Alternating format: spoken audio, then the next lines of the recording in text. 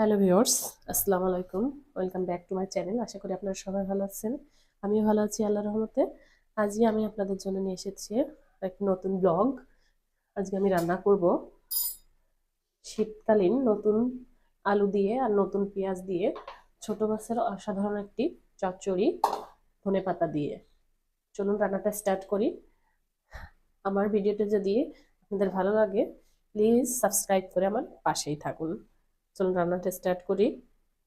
ফার্স্টে আমি সুন্দর করে আলু পেঁয়াজ কেটে ধুয়ে নিয়েছি, সাথে মরিচ দিয়ে নিয়েছি। আমি হাতে মেখে চচ্চড়িটা করব। কড়াইটা ঢেলে নিলাম। এরপরে আমি দিয়ে দিব এক এক করে পরিমাণ মতো লবণ, দিয়ে দেব একটু হলুদ গুঁড়ো, আর দিয়ে দেব হালকা একটু ধনিয়া। দিয়ে আমি সুন্দর করে হাতে সুন্দর করে মেখে নিব। আলু আর পেঁয়াজটা সুন্দর করে এভাবে মাখাতে হবে। মাখাতে মাখাতে যখন নরম হয়ে যাবে তো সে পর্যায়ে আমি দিয়ে দিব তেল।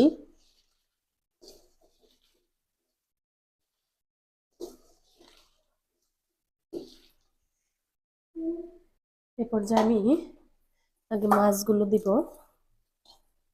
একসাথে মাছগুলো দিব।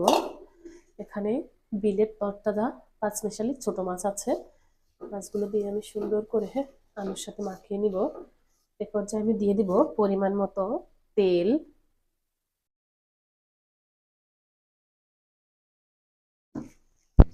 তেল দিয়ে আমি সুন্দর করে একটু একটু মেখে নিব।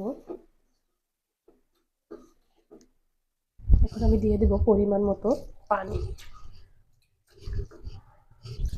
যেহেতু নতুন আলু তাড়াতাড়ি সেদ্ধ হয়ে যাবে, পানিটা কম দিয়েছি। চুলাটা এবার অন করে দিব, ঢেকে দিব। এখন আমি ঢাকনাটা খুলে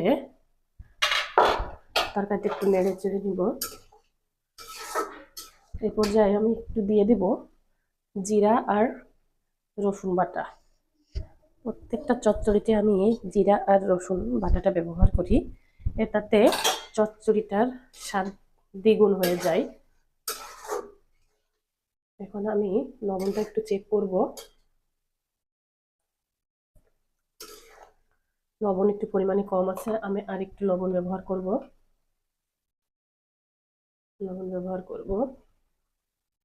এখন আমি ঢাকনাটা খুলে তরকারিটা নেড়ে ছেড়ে দেব।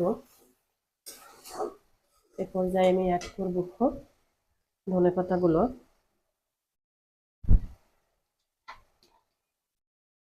যে কোনো ছোট মাছে ধনে পাতা দিলে টেস্টটা দ্বিগুণ হয়ে যায়।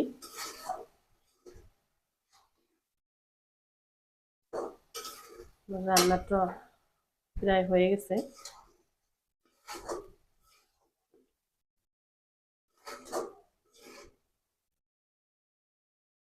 আমার চটচটটা হয়ে গেছে। আমি শুধু নিচে এভাবে তেলের ঝোলটা রাখবো, ঝোলটা টেনে গেছে। এখন আসছে শুধু তেলটা। আমি এইভাবেই চটচটটা নামিয়ে নিব। চুলাটা বন্ধ করে দিব। হয়ে গেলে আমার অসাধারণ স্বাদের ছোট মাছ চচ্চড়ি, নতুন আলু আর পেঁয়াজ দিয়ে, সাথে ধনেপাতা। আমার ভিডিওটি যদি আপনাদের ভালো লাগে প্লিজ লাইক কমেন্ট শেয়ার করবেন এবং আমার চ্যানেলটি সাবস্ক্রাইব করতে ভুলবেন না। Thank you so much for watching my video. আল্লাহ হাফেজ।